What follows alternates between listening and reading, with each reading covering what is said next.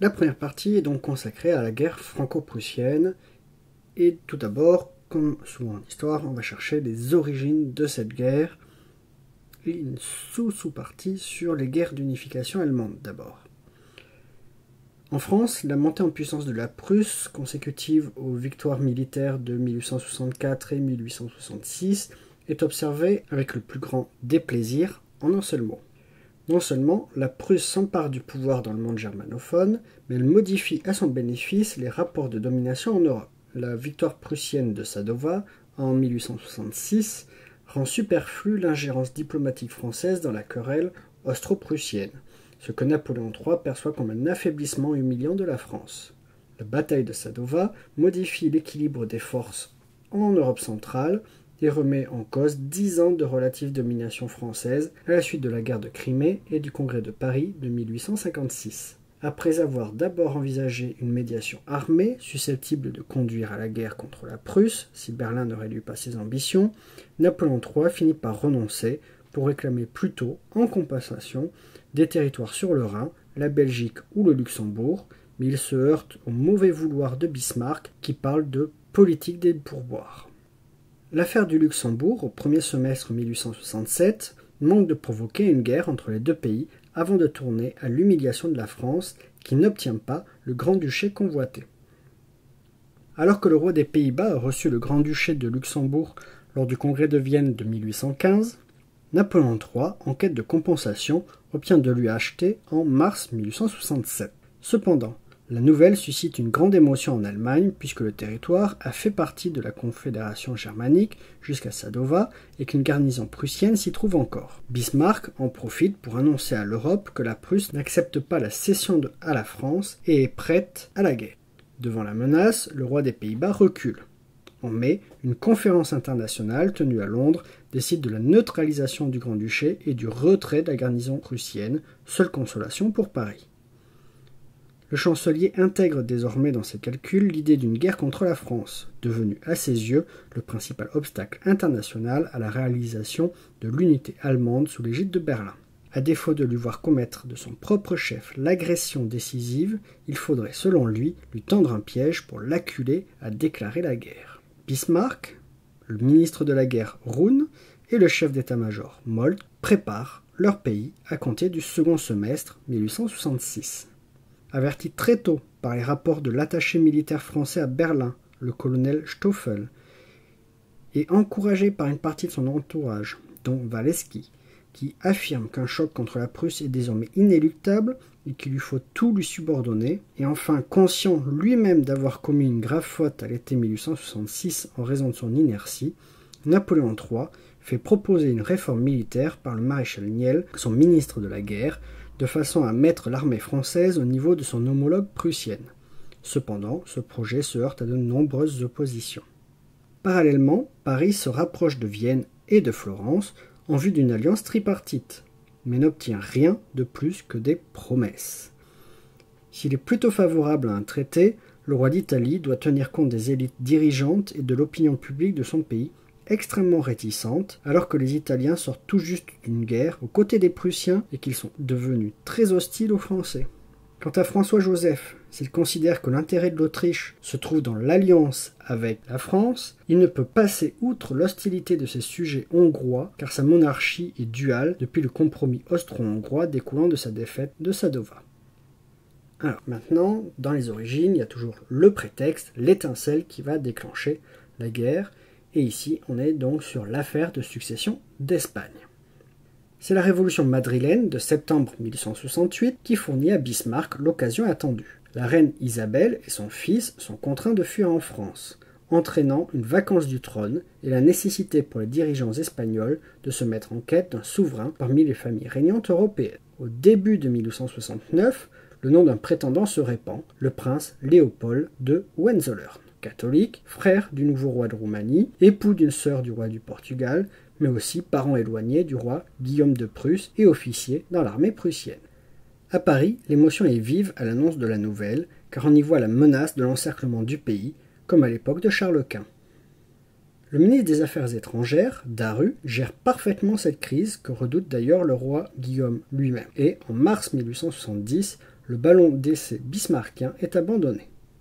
Le ministre français propose de son côté un désarmement simultané de Paris et de Berlin, mais Bismarck avance pour le repousser la tradition militaire prussienne et la nécessité pour l'Allemagne du Nord de se protéger de ses voisins. Daru vient ainsi de remporter un deuxième succès en mettant en évidence la mauvaise volonté du chancelier. Cependant, un événement de politique intérieure française vient relancer l'affaire. Un plébiscite triomphal instaure l'Empire libéral. Dans ces conditions, l'hypothèse d'un déclenchement d'une guerre préventive contre la Prusse est prise au sérieux à Berlin, où les résultats de la consultation ont été analysés de façon détaillée. Or, les chiffres révèlent d'une part la faiblesse des effectifs militaires français et d'autre part le nombre des ennemis que le régime y compte. Enfin et surtout, Daru donne sa démission, non parce qu'il désapprouve la consultation, dont il a été l'un des promoteurs, mais parce qu'il a peur que ses amis orléanistes, très hostiles, ne fuient désormais son salon. Il est remplacé par le duc de Gramont, ambassadeur à Vienne. Cette nomination d'un diplomate réputé prussophobe est très mal reçue à Berlin. Dans ce contexte, Bismarck, qui a déjà décidé de relancer la candidature Hohenzollern au trône d'Espagne, accélère le processus. Pendant ce temps, le principal ministre français, Émile Ollivier, demande au corps législatif une réduction du contingent militaire.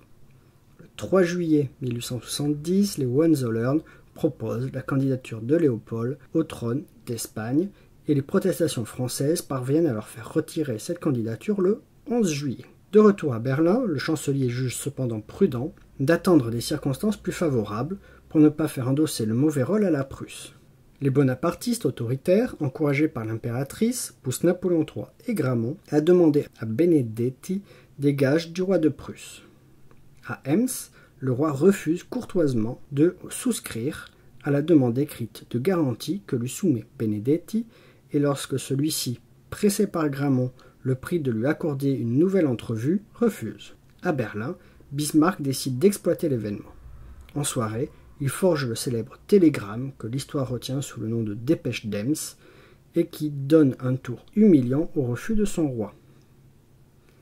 Napoléon III, bien que gravement atteint par la maladie de la pierre, se résout à demander les crédits de guerre au corps législatif qui les vote le 15 juillet à la très grande majorité de 245 voix contre 10, toutes républicaines, avec 5 abstentions, mais après la séance la plus longue et la plus agitée de l'histoire du Second Empire. 4 jours plus tard, le 19 juillet 1870, Paris déclare la guerre à Berlin.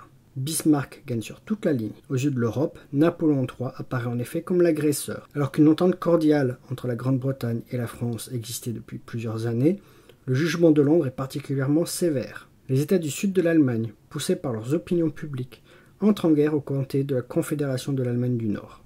En quelques jours, la crise prussienne est devenue une guerre franco-allemande. L'Autriche-Hongrie et l'Italie, dont Napoléon III espérait le soutien, restent dans une prudente expectative. La France entre donc en guerre isolée face à une Allemagne unie et avec l'opinion internationale contre elle. Nous allons voir dans une deuxième sous-partie la guerre de 1870-1871, avec tout d'abord les forces en présence. Privée d'alliés, l'armée française, dite du Rhin, est commandée par Napoléon III et compte environ 280 000 hommes répartis en 7 corps d'armée, auxquels s'ajoute la garde impériale. Leur équipement est bien inférieur à la modernité des armes allemandes. Les chefs d'état-major Leboeuf, MacMahon et Bazaine sont incapables de se mettre d'accord sur la stratégie à suivre. La guerre de 1870 est aussi une guerre de volontaires. Aux innombrables corps francs et francs-tireurs qui accourent s'ajoutent bien vite les volontaires étrangers qui rejoignent Garibaldi débarqué à Marseille le 7 octobre, le jour où Gambetta quitte Paris. Ce sont des volontaires armés internationaux, des combattants n'appartenant pas ou plus à une armée régulière, partis d'un pays qui est le plus souvent le leur pour aller mener, sous la bannière de notre État, une lutte militaire et politique. Le roi de Prusse reçoit le soutien de la Confédération de l'Allemagne du Nord, des royaumes de Bavière et de Wurtemberg, ainsi que des grands-duchés de Bade et de Hesse-Darmstadt. Les Allemands disposent de 500 000 hommes, 350 000 réservistes et 16 corps d'armée qui constituent 3 armées. Guillaume Ier, commandant en chef, est assisté de son chef d'état-major, le général von Moltke. Alors nous allons voir tout d'abord la première phase du 19 juillet au 2 septembre 1870. Les troupes allemandes, plus nombreuses, mieux instruites et mieux commandées, l'emportent en 6 semaines sur l'armée de Napoléon III. On va voir le déroulement plus détaillé de tout ça. Le 2 août, le général Frossard lance une offensive victorieuse à Sarrebruck. Le 4 août, le maréchal de MacMahon est battu à Wissembourg. Les Allemands pénètrent en Alsace, tandis que MacMahon se retranche au sud. Le 6 août, les Allemands écrasent les troupes de MacMahon, s'emparent de l'Alsace et assiègent Strasbourg. En Lorraine, face à l'afflux des Prussiens, Frossard bat en retraite. La route de Metz est ouverte. La conséquence de ces défaites est la retraite générale de l'armée française, alors que nombre de soldats, démoralisés, n'ont pas encore combattu. Le 12 août, Napoléon III, malade, confie le commandement de l'armée au maréchal Bazaine, en lui ordonnant de se replier sur Châlons-sur-Marne pour couvrir Paris. Les Allemands continuent leur avancée en Lorraine et s'emparent de Nancy. Les Français de Bazaine se replient dans Metz, Moltke organise le siège de Metz, puis marche sur Paris. Le 21 août, MacMahon et Napoléon III, ayant reconstitué une armée au camp de Châlons, s'engagent vers Metz par le nord pour secourir Bazaine. Renseigné sur ces mouvements, Moltke ordonne à ses troupes de se détourner de Paris pour contrer l'avancée française. Le 30 août, les Allemands coupent la route de Metz et l'armée de Châlons doit se replier sur Sedan. Le 31, les combats s'y engagent. Le lendemain, l'artillerie allemande bombarde les défenses et les troupes françaises. Vers midi, l'armée est encerclée et Napoléon III fait cesser les combats. La capitulation est signée dès le 2 septembre. Et donc nous allons voir maintenant la deuxième phase, du 4 septembre 1870 au 28 janvier 1871. Pendant 5 mois, Gambetta tente de reprendre l'initiative face aux Allemands. Les Allemands occupent 43 départements du Nord et du Nord-Est et assiègent Paris dès le 19 septembre. Mais les armées de secours françaises ne parviennent pas à rompre le siège de Paris. Le 4 septembre, à Paris, des opposants à l'Empire proclament sa déchéance et la constitution d'un gouvernement provisoire de la défense nationale qui décide de poursuivre la guerre. Moltke porte alors son effort sur Paris pour vaincre le nouveau régime. Après la défaite française du 19 septembre à Châtillon, au sud-ouest de Paris, la capitale est assiégée. Le 9 octobre, Gambetta, ministre de l'Intérieur, rejoint Tours pour organiser en armée de secours les régiments rappelés de Rome et d'Algérie, et les troupes de réserve, la garde nationale mobile et les volontaires. Confiée au général d'Aurelle de Paladine, l'armée de la Loire doit prendre l'assiégeant à revers et combiner ses actions avec celles de l'armée de Paris. Les combats sont incertains dans le Loiret, Orléans est pris et repris, alors qu'échouent 2 tentatives de percée parisienne à Buzenval et au Bourget du 21 et 28 au 30 octobre. À la mi-octobre, l'armée des Vosges est créée pour défendre Dijon et la route de Lyon. Cependant, le 27 octobre, Bazaine capitule à Metz, livrant 180 000 soldats et un armement considérable. Moltke retrouve ainsi la totalité de son armée pour faire face aux armées de secours. Créée le 18 novembre, l'armée du Nord tente, elle aussi, de briser le siège de Paris. Le 5 décembre, après la défaite de Loigny et la perte d'Orléans, Gambetta subdivise l'armée de la Loire. Une destinée à délivrer Paris et l'autre pour secourir Belfort, assiégé depuis le 3 novembre. Le 21 décembre, une offensive parisienne échoue au Bourget. À partir du 5 janvier 1871, les Allemands bombardent Paris pour faire capituler la ville et le gouvernement. Le ravitaillement est mal organisé et les Parisiens souffrent de la faim et du froid. En province, malgré quelques succès, les armées de secours sont battues au Mans, les 11 et 12 janvier, à Héricourt, entre le 15 et le 17 janvier, et à Saint-Quentin, le 19 janvier. L'Empire allemand est proclamé le 18 janvier à Versailles. À Paris, après l'échec d'une première sortie à Buzenval le 19 janvier, et devant l'agitation croissante d'une part de la population, le gouvernement, à travers son ministre des Affaires étrangères, Jules Favre, demande l'armistice. Celui-ci, signé le 26 janvier, est publié le 28. Il met fin au combat, excepté dans l'Est où Belfort assiégé résiste jusqu'au 13 février. Un armistice complet est effectif le 15 février. Les préliminaires de paix sont signés le 26 février, puis entériné par le traité de Francfort le 10 mai 1871.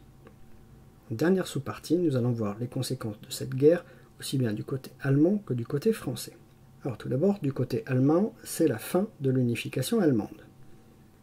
La guerre franco-allemande semble devoir prendre fin avec la défaite de Sedan le 2 septembre 1870. Or, Bismarck rejette l'offre de paix de la République nouvellement proclamée en France, qui consent à la fondation d'un État national allemand, mais refuse l'annexion de l'Alsace et de la Lorraine.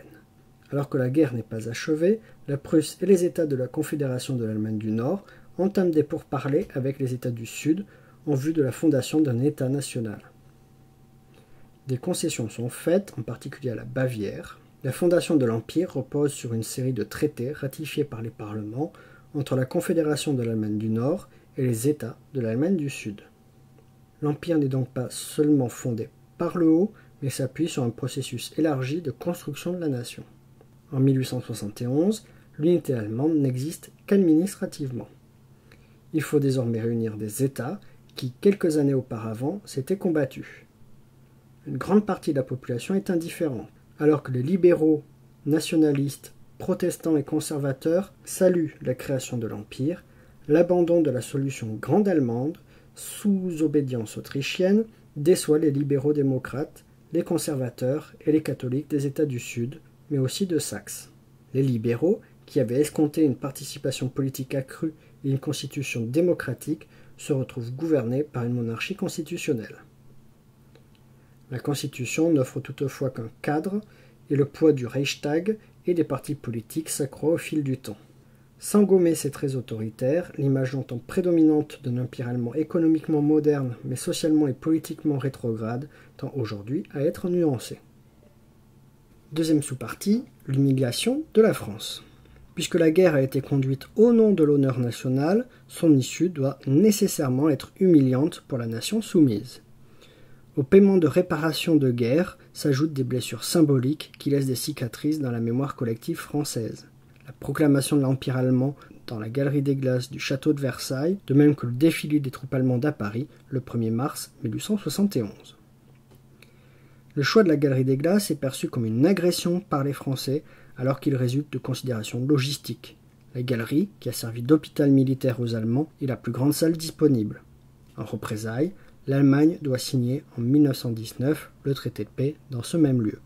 Par le traité de Francfort du 10 mai 1871, l'Allemagne exige de la France le montant exorbitant de 5 milliards de francs au titre d'indemnité de guerre.